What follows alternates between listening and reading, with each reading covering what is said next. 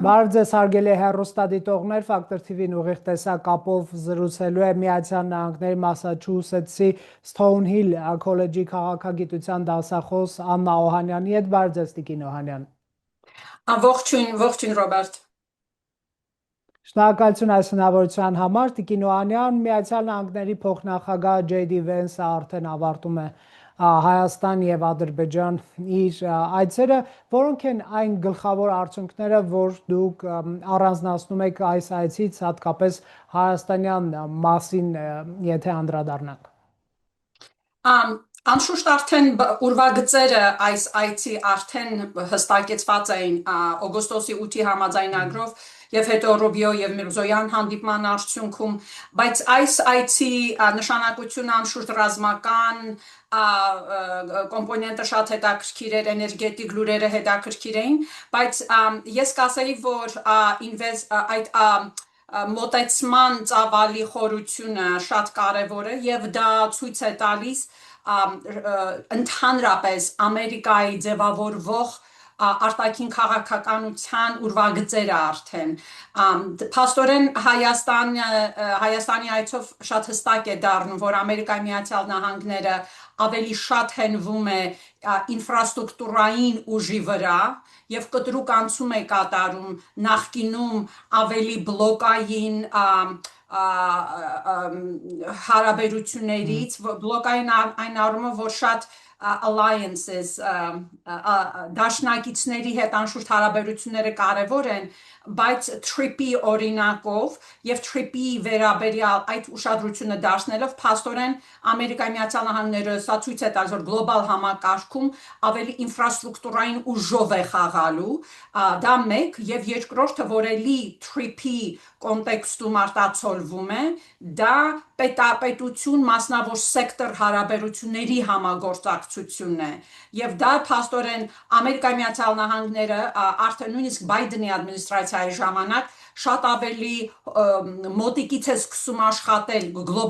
գլոբալ կամպանիաների հետ, ձեռնարկությունների հետ, որը Ամերիկան եւ առավելություն է տալիս եւ անշուշտ ռիսկեր ունի, բայց այն, որ գլոբալ կապիտալը արդեն պետության հետ ավելի կապած է,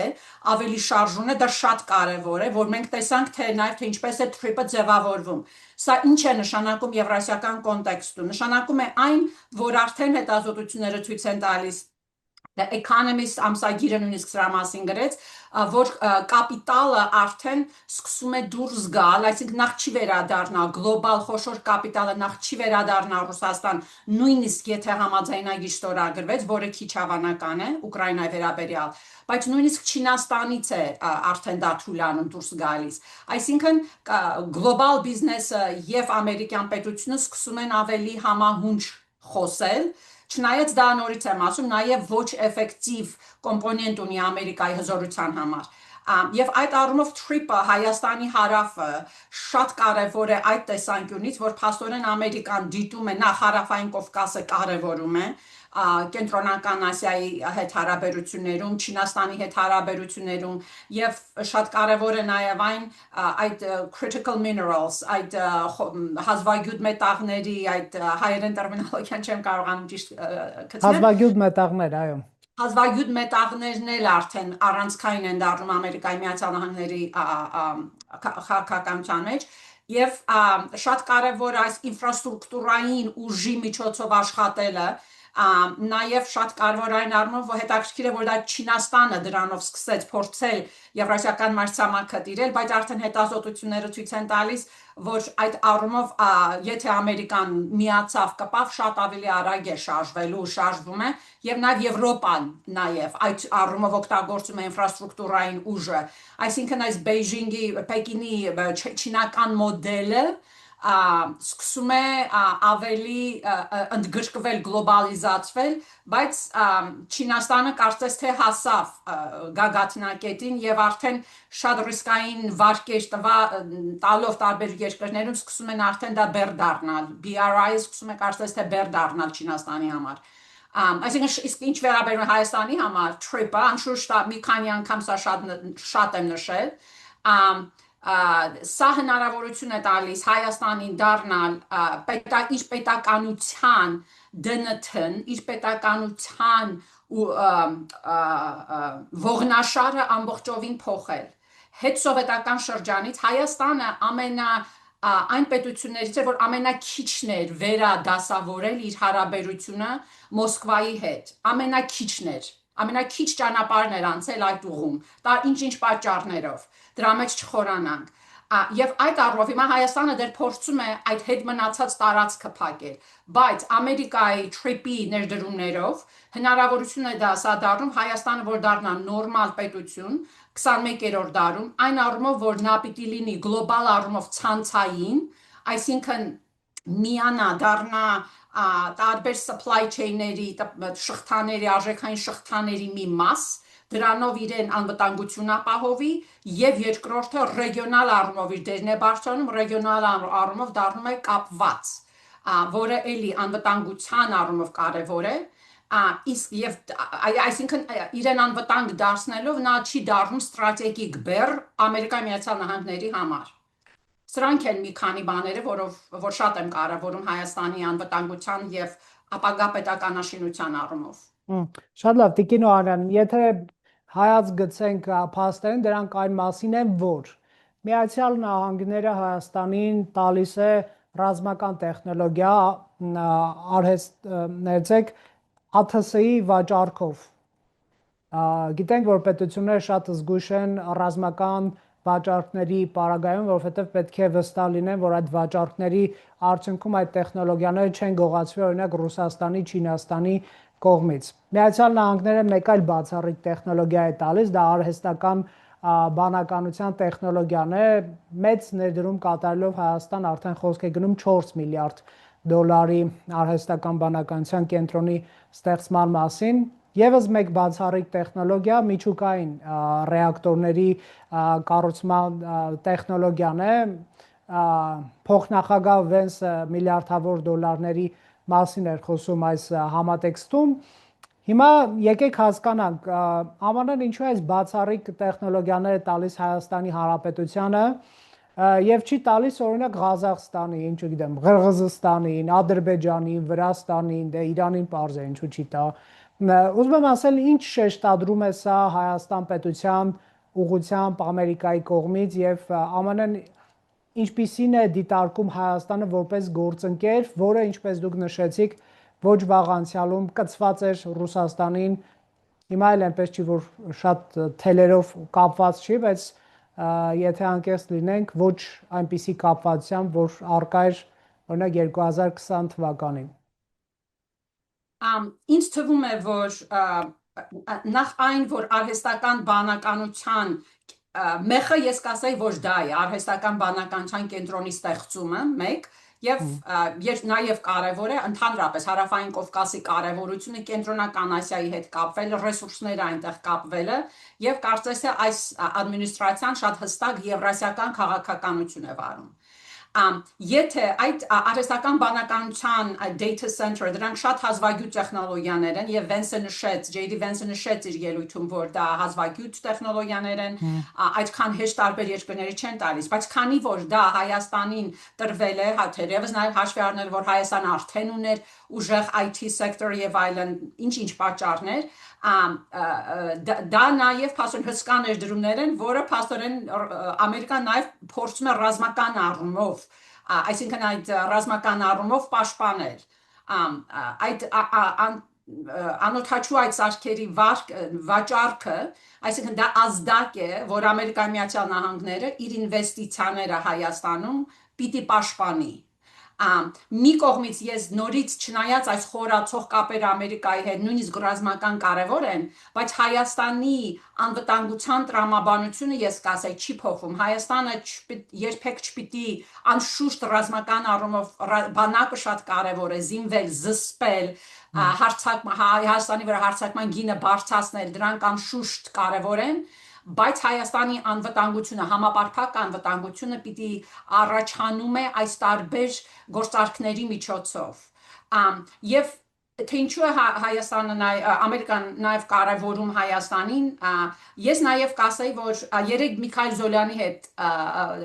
ձեր ինտերվյուն լսեցի, Ռոբերտ, եւ շատ կարևորեց այդ ինտերվյուն, ամբողջովին համաձայն եմ Միքայելի վարած կետերի հետ, բայց կավելացնեի նաև այն, որ անշուշտ Հայաստանի դեմոկրատիան կոնսոլիդացված չէ դեռ, եւ անշուշտ Ամերիկայի Միացյալ Նահանգների համար, գոնե այս ադմինիստրացիայի համար ռեժիմի տիպը այդքան էլ կարևոր չէ, ինչքան նախկինում, բայց այն, որ Հայաստանի քաղաքական համակարգը, այսպես ասած, քաղաքական ինովացիա է, կարողանում է անընդհատ նորարարության առումով, քաղաքական առումով ամրանալ, մաքուր ընտրությունները շատ կարևոր են, կրիզիսը, որը 2021 թվականից հետո ընտրությունները ցույց տվեցին Հայաստանի ճկունության մասին, քաղաքական ճկունության մասին, Հայաստանի քաղաքական համակարգի, դրանք շատ կարևոր ազդակներ են, որ այստեղ համակարգ է կառուցվում, այլ ոչ թե մեկ անձի վրա, անհատի վրա կառուցված strongman, որոնք շատ ռիսկային են, լինի դա Պուտինը, Ալիևը, էլ չեմ ուզում ներսի, Հայաստանի ներսի անհատների անունները տալ, այսինքն Հայաստանը պիտի ցույց տա, շարունակի ցույց տալ, որ համակարգ կառուցող ժողովուրդ է, որ կկարողանա իր բաց դեմոկրատիան հնարավորություն է տալիս դա անել, որ կկարողանա բարդ ծրագրեր իրականացնել։ Եվ քանի որ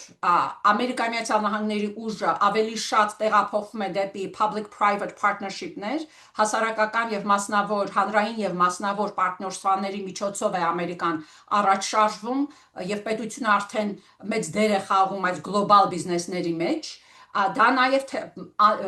ենթադրում է, որ այս պետությունը, Հայաստանի պետությունը պիտի կարողանա շատ ուժեղ ադմինիստրատիվ համակարգ կառուցել, խորացնել իր ռեֆորմները, որ այդ կապիտալը կարողանա ճիշտ պաշտպանել։ Շատ լավ, Տիկին Օհանյան, տեսեք, անվտանգությունը մեր քաղաքացիների համար կենսական նշանակություն ունի, բայց նաև եթե անկեղծ լինենք, մեր պատկերացումներում անվտանգությունը բացառապես ռազմական անվտանգության է առնչվել, ինչքան զենք ունենք, խրամատները արդյոք լավ կահավորված են, քանի զինծառայողից բաղկացած բանակ ունենք, այսինքն մենք միշտ անվտանգության ապահովում ասելով պատկերացրել ենք խրամատային պատերազմում արդյոք մենք կկարողանանք հաղթանակ տանել, պաշտպանել ինքներս մեզ ռազմական ագրեսիաների դեպքում օրինակ Ադրբեջանից, թե չենք կարողանա, բայց ժամանակակից աշխարհում անվտանգության մեկ այլ ձևաչափ է առաջանում, տվյալ պետության կարևորությունը ինչ որ մի համատեքստում, տեխնոլոգիական համատեքստում, նավթագազային համատեքստում, չգիտեմ, ժողովրդավարության համատեքստում, թեև այսօրվա աշխարհում կարծես արժեքները մղվում են երկրորդ պլան եւ պետության, ասես ասենք, կոշտ նշանակությունն է առաջնահերթ դիտարկվում։ Այս առումով ամերիկյան այս ներդրումները, խոշորածավալ ներդրումները, բացառիկ տեխնոլոգիաների փոխանցումը, ինչպես է փոխում Հայաստանի դերը, նշանակությունը, կարևորությունը, ես չեմ ուզում ընկնենք չափազանցությունների դաշտ, ես ուզում եմ մնանք այսպես օբյեկտիվության դաշտում, ինչպիսի հնարավորություններ ենք մենք ստանում, իհարկե նաև խոսենք ատոմային էներգետիկայից, Հայաստանը տասնամյակներ շարունակ ռուսական տեխնոլոգիաների վրա կառուցված ատոմակայան է ունեցել, հետևաբար ռուսական քաղաքական կախվածության բեռն է կրել, հիմա հնարավորություն է ստացվում ամերիկյան տեխնոլոգիաներ բերել։ Նախ ասեմ, որ այդ տրամաբանությունը, որ անվտանգությունը նաև առաջանում է, որ քո երկրի արժեքը մեծացնես մյուս երկրների համար, սա նոր չէ, աշխարհը նոր չի շարժվում այդ ուղղությամբ, դա փոքր պետությունների անվտանգության հիմնարար սկզբունքներից է եղել, եւ շատ ցույց է, որ Հայաստանը այդ տրամաբանությամբ չի աշխատել, այդ տրամաբանությամբ առաջ չի շարժվել։ Մենք ավելի շատ ներեցեք Տիկին Օհանյան, Հովանավորի տիրոջ փնտրտուքի մեջ են եղել, մինչև վերջը ես ընդվորում, Ռուսաստանը մեզ դավաճանեց, հիմա Ֆրանսիան կգա մեր տերը կդառնա եւ կարգելի Թուրքիան Ադրբեջանին հարձակվել։ Այդ մտածողությունը հենց հիմա էլ կա իհարկե։ Դեռ 2 տարի առաջ էր Ռոբերտ հիշում եմ մի ինտերվյուի ժամանակ հենց նշեցի որ դա Սասունցի Դավիթի սինդրոմն է այսինքն համակարգ պիտի կառուցես ոչ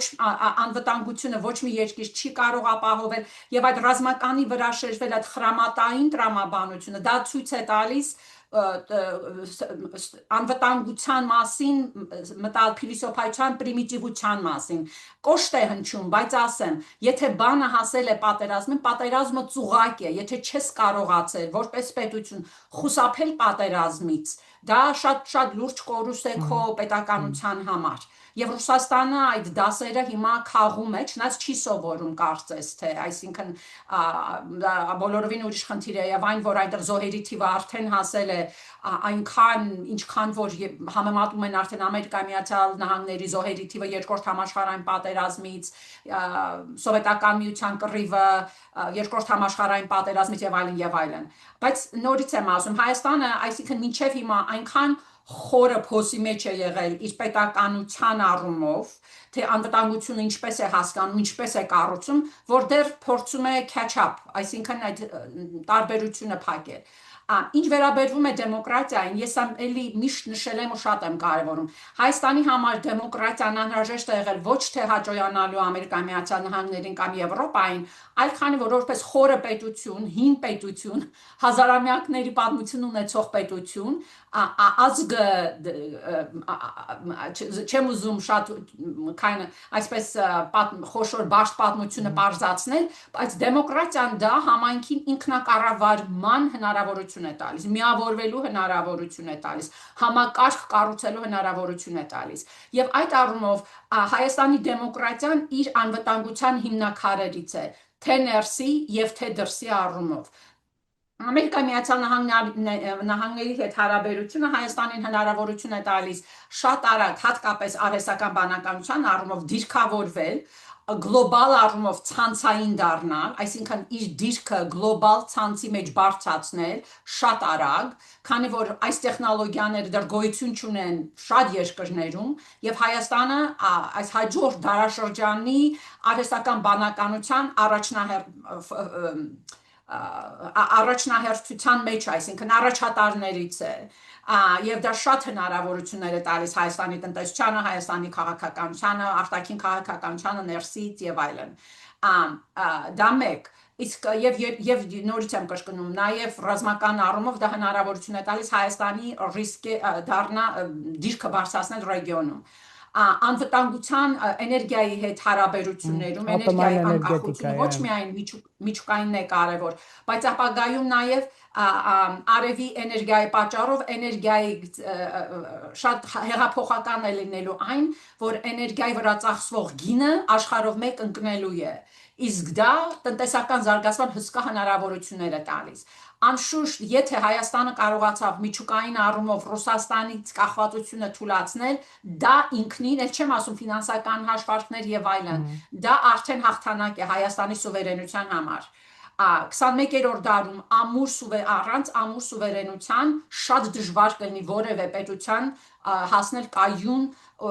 գոյատևության ու ծաղկել։ Եվ ինչ վերաբերում է Հայաստանի, նորից եմ ասում, քաղաքական ինովացիաները պետք չէ թերագնահատել, բայց այս բևեռայնացումը Հայաստանի ներսում դա ռիսկային եմ համարում ես։ Եվ այդ առումով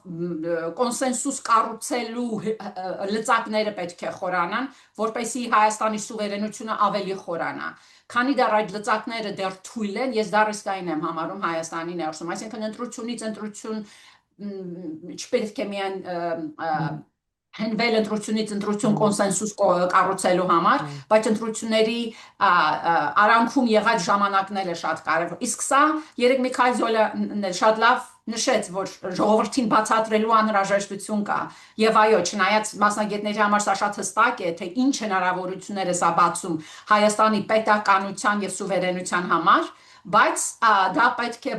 բացատրել գյուղից գյուղ, շրջանից շրջան, թե դա ինչ տնտեսական, քաղաքական հնարավորություններ, անվտանգային հնարավորություններ է բերում Հայաստանի համար։ Այո, process-ներ քաղաքացիներին հասկացնելու, բացատրելու կարիք կա, բայց մարդիկ անկեղծ չդերագնահատենք ինտելեկտը եւ կարծում եմ մեր հասարակությունը մտածելու եւ սեփական դատողությունների մեծ պոտենցիալ ունի։ Տիկին Օհանյան, մենք գնահատելու հարցը չի։ Փոխնախագահ Վենսը իր աջակցությունն էր հայտնում Նիկոլ Փաշինյանին առաջիկա խորհրդարանական ընտրություններում եւ այսպես կարող ենք ձևակերպել, հիմա ես ուղիղ մեջ չբերեմ այդ երկար տեքստը, Հայաստան Միացյալ Նահանգներ ծրագրերի շարունակականությունը ապահովելու համատեքստում էր Փաշինյանին այդ աջակցությունը հայտնում Թրամփի ուղի եւ այս ստորագրված համաձայնագրերը դուք դա ոնց եք գնահատում միջամտություն Հայաստանի ներքին քաղաքականության թե չգիտեմ, ասենք դա նորմալ պրակտիկա է միջազգային հարաբերություններում եւ նաեւ ոնց եք բացատրում որ Փաշինյանը այդպիսի աջակցություն է ստանում ըստ էության չգիտեմ, Եվրամիությունն էլ անուղղակի աջակցում է, օրինակ հիբրիդային սպառնալիքների դեմ պայքարի նպատակով տրամադրելով 12 միլիոն եվրո, ես նկատի չունեմ, որ դա քաղաքական աջակցություն է Փաշինյանի թիմին, բայց աջակցություն է հատկապես Ռուսաստանից արկա սպառնալիքները չեզոք հասնելու համար, բայց խնդրում եմ ձեր մեկնաբանությունը Վենսի աջակցության մասով։ Վենսի հայտարարությունը հետաքրքիր էր, որ ասաց չեմ ուզում խառնվել Հայաստանի ընտրություններին, բայց եթե իմ խոսքը ինչ-որ արժեք ունի, աջակցություն հայտնեց Փաշինյանին։ Այսինքն երկու ձևով էլ կարող է սա բացատրել, թե խառնվեց եւ թե չխառնվեց։ Բայց այն առումով ընդհանրապես ես կնախընտրեի, որ եթե չխառնվեր, բայց ինձ թվում է, որ Ամերիկայի կողմից դեռ վաղ կա, թե ով է տեր կանգնելու այս ծրագրին, չնայած այն, որ ներդրումները անում են, դա բավականին վստահություն ունեն, որ մեկ անհատից Փաշինյանից կախված չէ, թե այս ծրագիրը առաջ կգնա, թե ոչ։ Պրոբլեմը կայանում է նրանում, որ դեռ Հայաստանի օպոզիցիայի խոշոր ստվերը մի հատված Հայաստանի պետականությունը դիտում է, կապում է Ռուսաստանի տնտեսական տարածքի հետ, եւ չեմ ասում, որ Ռուսաստանը պետք է վերացվի, Հայաստանի տնտեսական տարածքից բոլորովին դա չեմ ասում, բայց հենակետային են համարում Ռուսաստանը Հայաստանի պետականության ոլորտում, որը ռիսկային է, դա հնարավոր չէ առաջ տանել այսպիսի ծրագրեր, եթե շարունակելու ես վերադառնալ կապել Հայաստանի տնտեսության տրամաբանությունը Ռուսաստանի հետ, քանի որ արդեն նախ Ռուսաստանը տնտեսական առումով թուլացող, շատ արագ թուլացող երկիր է, քաղաքական ինովացիաների առումով գոյություն չունի, կարծես թե եթե դիսկուրս լիներ, այդքան ավտորիտար չլիներ, այս պատերազմի ստրատեգիկ գինը հիմա կքննարկվեր Ռուսաստանում, թե ինչ է դա արժենում, ինչ թանկ գին է դա Ռուսաստանի համար։ Այսինքն կոնտեքստը դա է, որ վախ ունեն, չնայած վստահում են Հայաստանին, որ քաղաքական process-ներով համակարգ կարողանա կառուցել հայ ժողովուրդը, բայց միևնույն ժամանակ քարտեզին եթե նայում եք, Ռուսաստանն այդ հիբրիդային գործիքներով շարունակում է խառնվել։ Եվ այն, որ Ռուսաստանը ունի այդ ինֆրաստրուկտուրային ռեսուրսները, չի կարողացել օգտագործել եւ հիմա ասում է կարելի է ես թրիպի մաս դառնամ։ Դու արդեն մաս ես, օգտագործի այդ երկաթ գծերը վերակառուցի եւ այլն։ Այսինքն ասում է կոնտեքստը դա է։ Վենսը փորձեց մի կողմից ասել, որ չեմ խառնվում, այստեղ են քանի որ վստահում են քաղաքական process-ին, բայց մյուս կողմից էլ վստահում ենք այս անձնավորությանը, քանի որ երկարաժամկետ կոնսենսուս կառուցելու արտաքին համակարգ կառուցելու հնարավորություն է ցույց տվել։ Բայց ընդհանուր առմամբ կնախընտրեի, եթե Վենսը այդ արտահայտությունը չաներ, չխառնվեր ներքին գործերին, Հայաստանի ներքին քաղաքականությանը։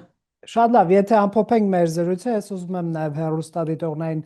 տեղեկացնել, որ փետրվարի 19-ին Վաշինգտոնում են լինելու Նիկոլ Փաշինյանը եւ Իլհամ Ալիևը մասնակցելու նախագահ Դոնալդ Թրամփի հեղինակած Խաղաղության խորհրդի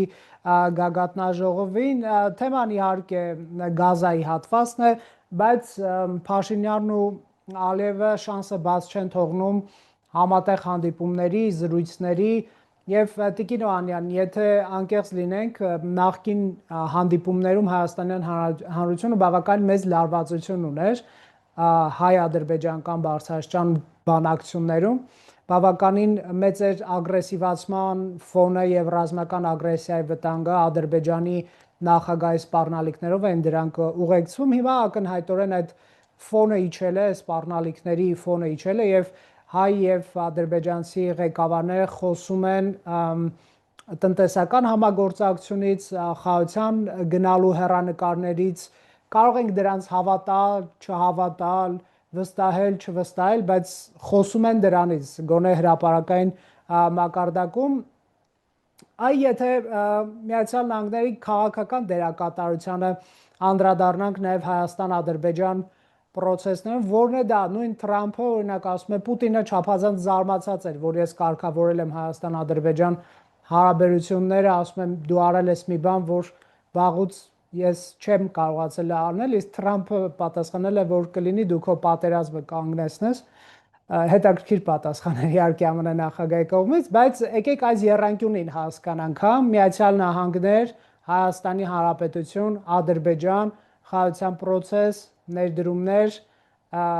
եւ այլն, կոմունիկացիոն նախագծեր իդեմս Թրամփի ուղու, ինչ է սա Տիկին Օհանյան։